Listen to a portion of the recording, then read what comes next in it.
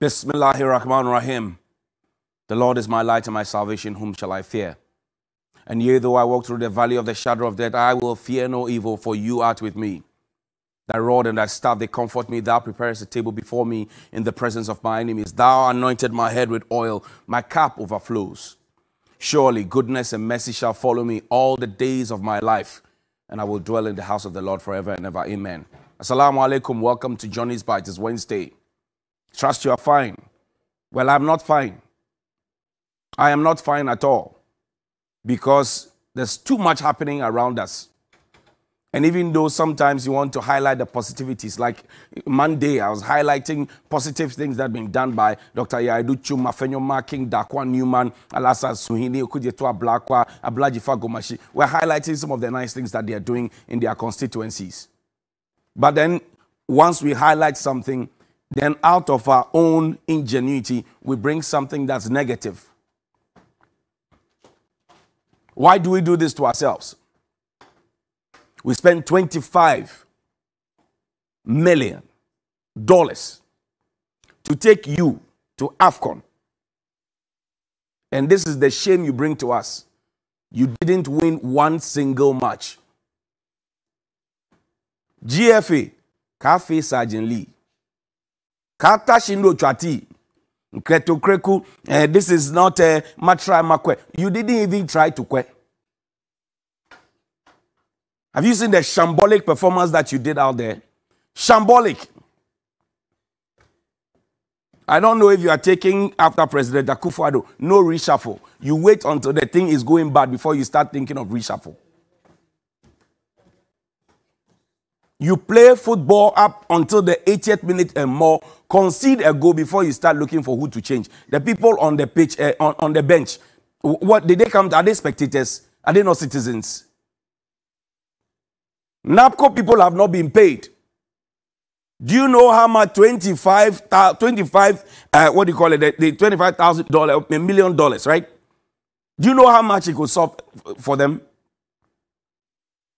All the people asking for better conditions of service.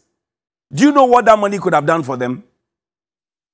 Then we take you, and then what X me out is those dadabis we are going to put in the team. Mr. Kwame Janto has told us we can't run this country with dadabis, because dadabis, they don't understand. That's Slay King goalkeeper.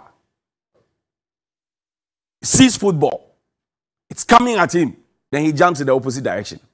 Slay King. Slay King football goalkeeper. Slay King players who are afraid of their legs. Then why did you come to play? How did we even select 4 division players because they are playing? You see the Brony mentality. Emancipate yourself from mental slavery. The best of our league here. You say bring back the love. Forget about the fact that you gave them those jokes as medals. The best of our league here are relegated. And then the people who play Division 4 in Obroni Chrome are brought here. What kind of thinking is that? Meanwhile, the likes of Sir Cecil Jones Atukwefio, my uncle, bless his soul, he decided that he was going to go with the guys who had played Colts, Munchendi, and all those ones. The Choco, Kolegono, those fancy areas. And he selected the team, and he saw the team. You saw the teams that he brought. You saw the quality of the team. Now you are Coach Milovan. You are telling us that, oh, you didn't have somebody like Asamoah. Did you not know that? Or were you sleeping? Were you sleeping on the job? Do you know what that money we gave to you could have done? Do you know? Come home and come and register your SIM. Come home, come and register your SIM card. Come and queue and register your SIM card. It's sure money is too much. Why do you do that? And you see, you continue, what you have done is has further dimmed our image globally. Because already you are not looking good. We are B-. Won't pay. Yeah, and you go and add this one to it. Look, play Shatawale Sergeant Lee for GFA. Go and take over. Go and take over. This one, if I get the Munchendi boys at Bukom, they will play better. The Munchendi boys at Bukom, they will play better. They will play better. The Munchendi boys at Bukom, or will go to Indafa Park of Old, or will go to the Kolegono Park, Ojogo, those parks. They will play better football. Back in the day, they used to play 3, 4, 5 teams. They play small Munchendi here, they are whisked away, they go and play another one, they are whisked away, they go and play. They can play a whole day's gala. 16 teams, 8 teams. Then we put you on, and you just embarrass us. What's going on? Comoros, who has never been to AFCON, scores you. It should tell you where you are. It should tell you your standing. Now you are admitting after you have lost that the team was not strong. So you knew that the team was not strong. And you knew that we needed money to do other things. And you pressed us to take a weak team there.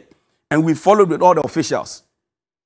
If I were the Attorney General and the IGP, I would charge you people for causing financial loss to the state. Because what you have done, you have made us lose money. Stop that Sergeant Lee life. Stop it.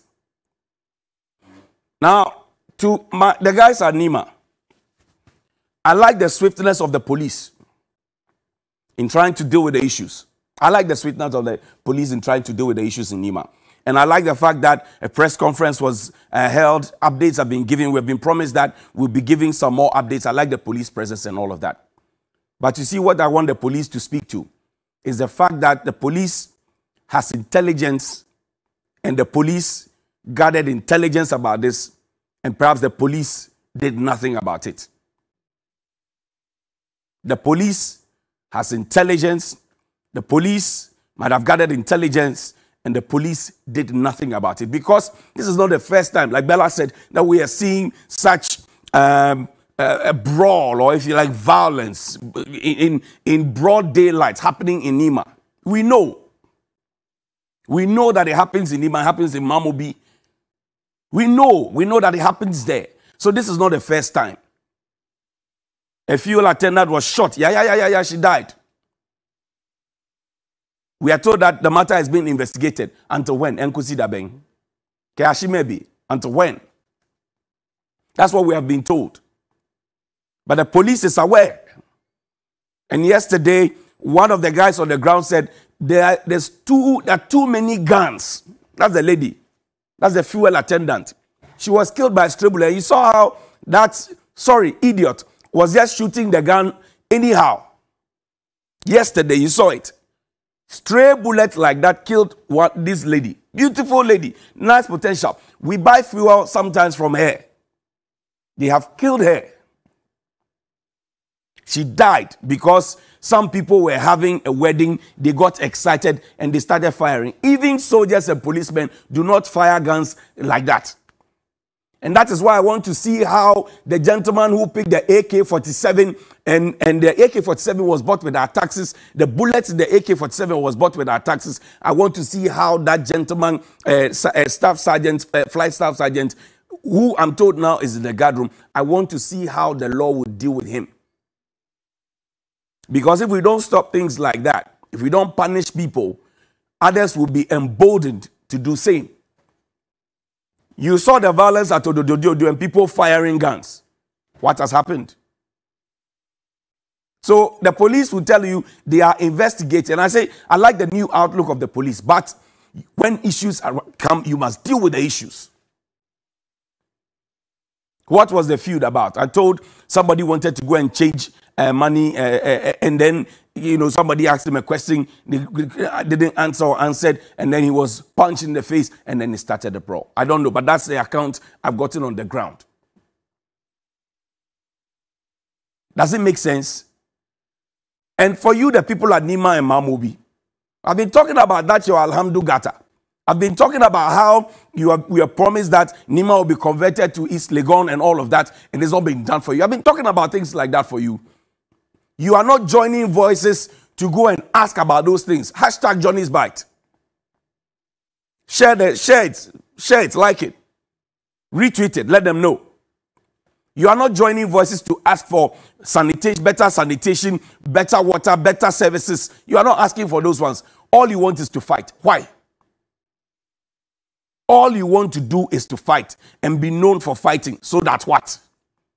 The people who fight in those places up north and in some places in the Volta region and the rest, go and check the level of underdevelopment that they have. Do you want to join that league? Abba. I think we can do better, and I like the fact that the police has arrested some people, and even those who are hurt, they are also under guard in the hospital. I want the law to deal with them. Play that video for me, Danny.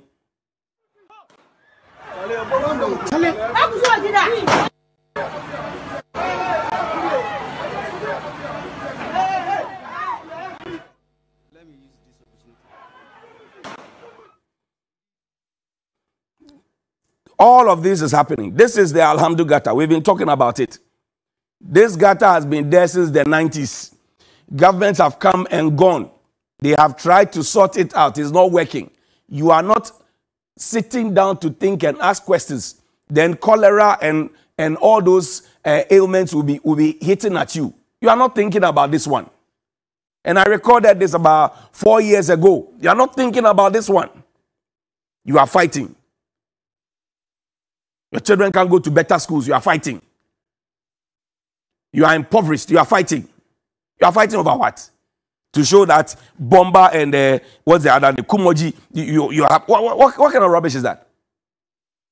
And we are all watching. Everybody is watching.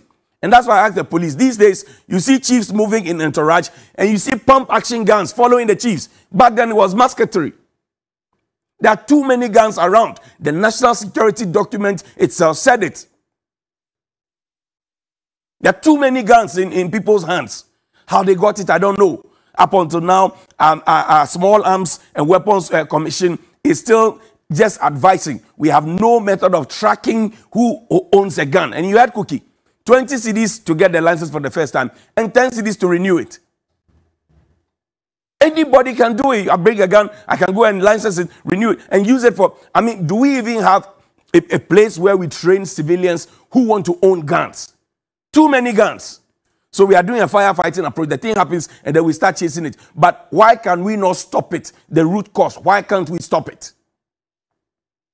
Too many guns. 436 pistols were impounded at the port. You remember, prior to election 2020. What has happened? Where are the guns? Too many. Too many guns. Too many guns in civilian hands. And that's dangerous. That is very dangerous. Good morning to you, IGP. Good morning to you, National Security Minister. Good morning to you, Interior Minister. Good morning to you, National Security Coordinator. Good morning to all of you this morning.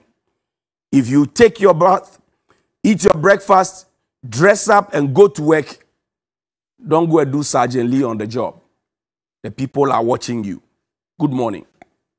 Now, my final issue is the fact that 6 groups are on strike. Apart from the certified and registered anesthetics, all the other 5 are demanding for better conditions of service. SITAG, TEU, CLOSAG, local government staff, UTAG. They are all demanding for better conditions of service. Now, if 6 groups only in January are demanding for better conditions of service, and Mr. President, good morning to you. Mr. Vice President, good morning to you. Madam Chief of Staff, good morning to you. Madam, Mr. Special Advisor to the President, good morning to you. If 6 groupings in this Umofia Republic are on strike in January alone, this is the first month of the first year of your second term, and you have people telling you that all is well and we are in a better place, tell them, me, Johnny Hughes, I said they are liars. 6 groups are asking for better conditions of service. If their conditions of service were better, would they be asking for more? That's the first one. Number 2, we have passed the, what they call the Ajenkwa budget, which means there's some salvation to be done. So now how do you pass Ajenkwa budget? 6 groups have gone on strike. NAT is serving notice that they will go on strike, and you are telling me that all is well and we are in a better place. What kind of white lie is that? Well, TEU is back at the table. UTAG says no. Danny, pull the UTAG letter for me. UTAG says no. UTAG says we no go agree.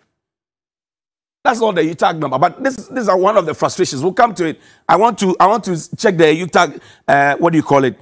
Their letter. UTAG, for example, has been talking about the fact that they have not been dealt with in a best way, so they are not going to call off their strike. And they've written strongly. They say, look, we disagree with the ruling of the National Labour Commission, and we will not call off the strike until what we are asking is done for us. UTAG is clear in their minds. Now, this is to the National Labour Commission. Like you're asking TEU to come back to the table, UTAG to come back to the table. Two persons don't agree. One is making a demand of the employer. The employee says, treat me well. The employer says, okay, I agree. You superintend over a meeting and you agree on the terms. Many, many years down the line, the employer has not fulfilled his part of the bargain, and you, as the impartial arbiter, are not asking the employer why they have not fulfilled their side of the bargain, but you are asking the people who are demanding for what was agreed to go back and work. Work for what? Work for what? Within the confines of the Labor Law 2003, within the confines of the labor law that you use to work, that empowers you, NLC, the National Labour Commission, does it also not hold the employer to make sure that the conditions under which the employee works is top-notch? Does it not say it in that law? It says it. So now, if the people are asking for better conditions of service, what's the big deal to make them look as if they are the ones holding everybody at ransom? It's unfair. SITAG is on strike. UTAG is on strike. CLOSAG says tomorrow they'll go on strike. Local government workers say tomorrow they'll go on strike. CRA are on strike. TEU, they went on strike. They are back at the table. If you don't agree properly with them, they will go back. So, Mr. President, when they tell you that everything is fine, tell them I said it's a lie. If it's the same people who wrote the plagiarized speech for you to read at your inauguration on the 7th of January 2017, they are the cause of your downfall. They don't want you to have a legacy. Sack them. Sack them. They have sat with you too much. They have become too comfortable. Sack them. They plagiarize speeches for you. They write speaking notes for you. You see how they wrote in your speaking notes, you went to Cape Coast and you went to tell the people that you have never promised them a harbor, only for you to come back to Peace FM to come and say you got it wrong. Somebody is supposed to research and write those speaking notes for you. They got it wrong. You are still keeping them there. Sack them. That is their scorecard. I've showed you my scorecard, Mr. President. Since I got here in 2017, TV3 New Day has been #1. In fact, the station itself is #1. When we came, it was #3. That is my scorecard. So people who can't do their work cannot come to be dictating to me how to do my work. They have given you work. You can't do the work. You are coming to dictate to me what to do. Now, I want to put a certain relevance on UTAG because they deserve it. The quest for independence, major standpoints within our quest and the journey to independence, had the role of intellectuals. So the president, for example, will talk about the big sis, talk about his uncles, J.B. Dankwa, he will talk about Oforiata, they will mention Dr. Nkrumah, they will mention Kesley Hayford, they will mention Kwejire Agri. We mention all those people. They shaped the struggle of our independence. They stood up to the oppressor. They wrote, they spoke with vim and vigor and with firm conviction, and we got our independence. Before they came into the picture, the struggle for independence already started. Don't get it wrong. Our chiefs were asking for it. But they came in, they wrote letters, a bond of 1844, Fanti Confederacy, name them. The struggle, they shaped it with their brains. And that is to superimpose and reinforce the point that all civilization depended on intellectual capacity of some people. And the evidence is there. That is why today we eulogize them. The impact of their knowledge and experience on society harnessed the energies and talents and brought about development. You can talk about the Romans, talk about the Greeks, talk about the Egyptians, the Nubians, the Phoenicians, talk about them. In this modern era, we have moved from the Industrial Revolution through the agrarian society world to Rostow, and now we are in the information age where ICT and artificial intelligence, what they call AR, has taken center stage. And that is why it is easy to do politics these days with digitalization. Oh, we have launched this. We have launched that. You see our vice president is cutting short for Wi-Fi. It's cutting short for one teacher, one laptop. That's why we are happy to do that. And that is why it's also easy to politicize science, technology, engineering, and mathematics, to call it STEM. Because now we are in the information age, and that's what we need. Now, in this information age, I've told you already about the relevance of intellectuals in the development of any country, continent, or whatever it is. We are here many, many years after our independence. And we have our intellectual community literally begging for respect and for better bread. What a shame. What an embarrassment unto us. What are the UTAC folks calling for? You have set up an accreditation board now as GTech. You say the entry point for everybody who wants to lecture is an MPhil. MPhil means that you would have gone to secondary school, done your first degree 4 years, and have done 2 years. Some do 3 years and all of that to be able to get your MPhil. So you have attended university for 6 years, and that is the minimum requirement to get in. You become an assistant lecturer. Then you are given a certain contract, and you have to upgrade to PhD within a maybe 5 or 6 year period at your own cost. You have to be publishing, you have to research, you have to lecture, you have to examine the students, you have to mark scripts, you have to assess them and all of that. The class sizes that GTech itself has agreed to has multiplied. There are teachers who teach 1,200, 600, 800 students in 3 months. They are frustrated. They are indeed frustrated. So the quality of the conversation in the lecture halls are affected. The lecturers are looking for other means to support themselves. They have families too. They are paying school fees. They pay rent. They pay all those things. Let's look at some of their frustration. Put Professor Jampo and Dr. Lloyd Amwa for me. Dr. Lloyd Amwa is a respected teacher of Asian studies, especially the way China developed. He has all the blueprints. Of course, you know Professor Jampo, political scientist by excellence. Now, this is what Professor Jampo said. He says, UTAC, what we are in is not for the feeble-hearted. It is a war, and the other side will use our vulnerabilities, threats, and orchestrated propagandistic machinations against us. But people lay down their lives to fight for our freedom. Show me another one. This is Professor Ransford Jampo. Show me another one, Danny. Let's be quick about it, please. Show me another one, not this one. Show me the screenshots. Now, we will get to it. Oliver, do you have them? Well, so we'll get to the frustrations. But let's go to Article 71 holders. There's something in this country called Article 71 holders. Article 71 holders are taught by this intellectual committee I spoke about. Article 71 holders. Whether they be judges, whether they be parliamentarians, whether they be DCs, MCs, whether they be everything, they are taught from the university. You know, so. Now, I'm sure you have seen some DCs recently trying and struggling to even read the scripts that have been written for them. Brofoboni and the mismanagement. The Article 71 holders, so they can't read to even understand to save their lives. But they are any better than the professors in this country. You find a DCE who has not perhaps stepped foot in school before, but because he's popular on the grounds, he belongs to a political party, they pay that DCE or MCE better than what do you call it, than a professor who has lectured for more than 20, 25 years. They pay them better.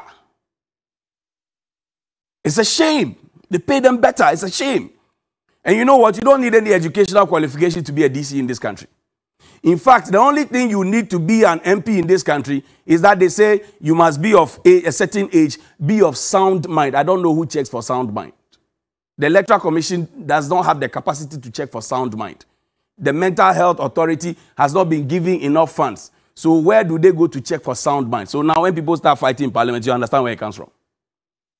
You must be of a certain age. A registered voter must have lived in a certain constituency for an aggregate of 5 years or continuous 5 years. And then voila, you are an MP. You can go. That's why we had hairdressers and the rest in Parliament. They are all Article 71 holders. So somebody who has done MPhil, has done PhD, has risen to the point of associate professor or a main professor, gets paid lower than these persons. Not just them. Show me the Article 71 holders. I want to do a quick look into it. Article 71 holders. They should be there somewhere. Let's find them. They are our friends, by the way. We don't hate them. We are just saying. So this is what the president is supposed to be earning. The president was taught by a lecturer, by the way. Vice President, same. Cabinet Minister, MP, all of these people. This is what they earn. Council of State members, all of them. All of them went to the university. All of them, all of these people. They were taught by these same UTAG people. Now, 2020. Just look at the 2020 figures. Let me highlight it so that you see it. 47,000, 39,000, 33,000, 32,000, 30,000. See, 28,000, 27,000. This is what they earn. This is what they earn. Now, this is also what, for example, our people start earning. So this one from the Fair Wages and Salaries Commission, I think that's Dr. Edward Capon's signature. Housing allowance, 20%. See, so 870. The Vice Dean is getting 871 cedis, 20 pesos for fuel. This was an old rate. Fuel prices have gone up. Fuel prices have gone up. This was when it was 6 cedis. Now fuel prices have crossed the 7. They are inching towards the 8. Look at it. Senior hall tutor. Vice hall masters. Just look at it. They even do calculation for people who have bicycles. That is how we look at them. People who have bicycles, that's how we look at them. Now, find me another screenshot. I have plenty to show you. Now, this is what professors, non-basic allowance. Professors and equivalents, less than 1,000 cedis. Associate professor, 899. Senior lecturer, PhD and equivalents is 700. Look at it. Look at what they are getting. Look at it. Look at the pittance we are giving to them. This is the pittance we give to our intellectual community who are developing our country for us. This is the pittance we are giving to them. Now, another one. Speaker of Parliament. See? 35,000. First Deputy Speaker, 33,000. Second Deputy Speaker, 32,000. Majority Leader. See their money? It's big. The lecturer doesn't get this. There's Chief Justice. Look at their money. 34,000. Supreme Court Judge, 33,000. 31,000. Appeal Court Judge. Look at it. Auditor General. Big money. Electoral Commissioner. Look at the money. Full-time chairperson. That's it. 31,000. So every month when the month ends, this is what they are taking home. What does the lecturer take home? For all the work that the lecturer does, what do they take home? That's the question I'm asking this morning. What do they take home? What do the lecturers take home?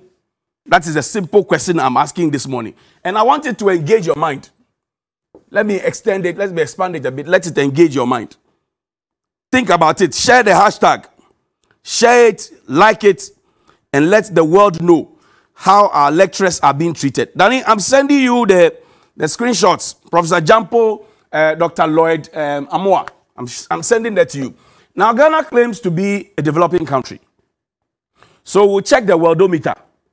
Danny, open the worldometer for me. We'll confirm our GDP and those that we are better than or those that we are equal to. Now, we'll check, open it for me. No, that's not it.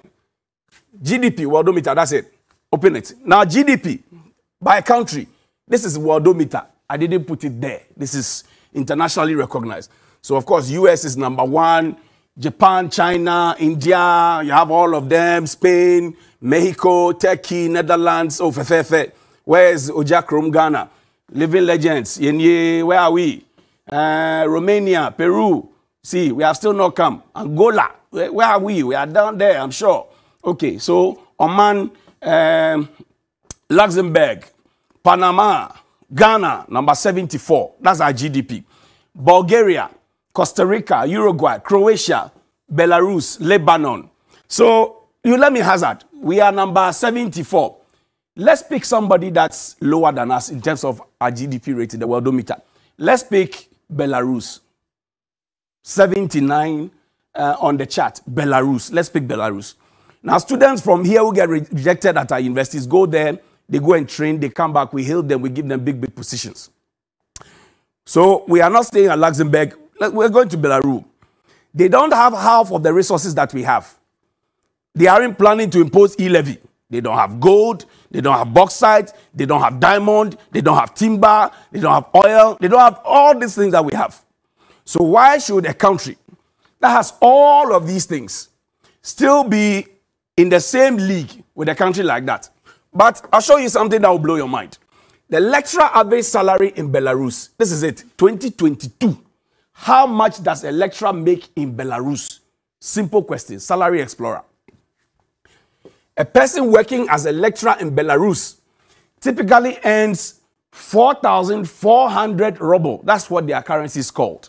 Per month, salary range from 2,070 ruble. That's the lowest that you get. So, for example, if you enter with an MPhil there, as we're demanding here, this is what you will get. And then if you're a professor, that's the highest point, you get 6,960 ruble. Then you find the converter for me.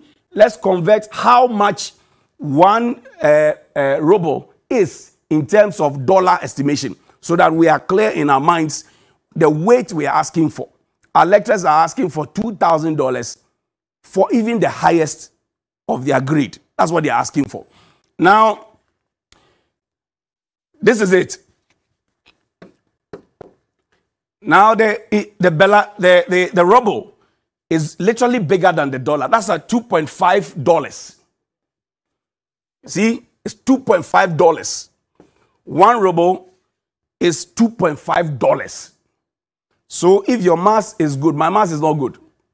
Somebody earning 2,000 ruble in Belarus as a beginner, calculate how much dollars that is and bring it to Ghana or Jackroom. And ask yourself why a country that has gold, timber, bauxite, everything else is struggling to pay its senior lecturers, its intellectual class.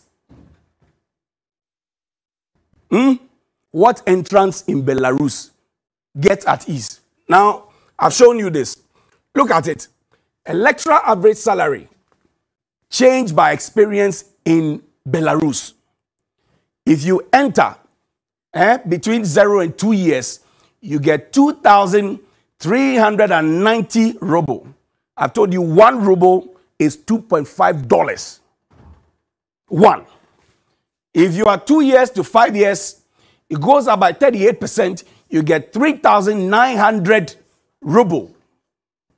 If you are done 5 to 10 years, like Professor Jampo, you are supposed to get 4,690. And this ruble is 2.5% stronger than the dollar.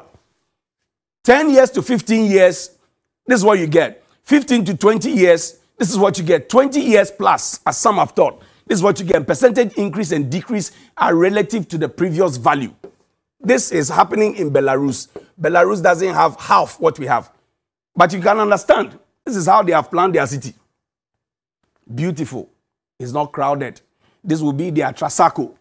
Even our Trasaco in this country has potholes. This is their Trasaco.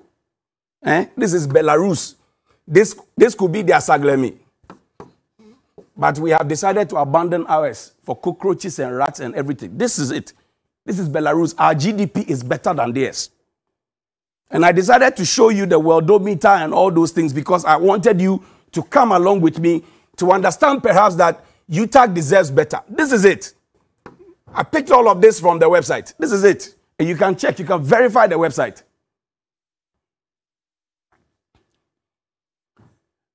Now, this is Salary Explorer. Look at it. Take a quick look at it. I've shown you all of this. So now the question is, why are we not able to treat our intellectual class with a bit of class and respect. And this is the National Labour Commission. They come to the table, you ask them to go back, you decide on something, the employer doesn't do it. And then when you come back, you want it to look as if it is those who are asking for what was agreed and those who are asking for what they deserve who are being the troublemakers. It's not fair. Mr. President, I've told you respectfully, SITAG is on strike, UTAG is on strike, TEWU went on strike, they are back at the table, CLOSAG has served notice, local government people have served notice, certified registered anesthetists have served notice. If anybody tells you that all is well, this is the first month of the first year in your second term, it is not well. They are lying to you, Mr. President. They are lying to you. They are lying to you, sir. Let it sink in. They are lying to you. Alhamdulillah Rabbil Alameen. Good morning.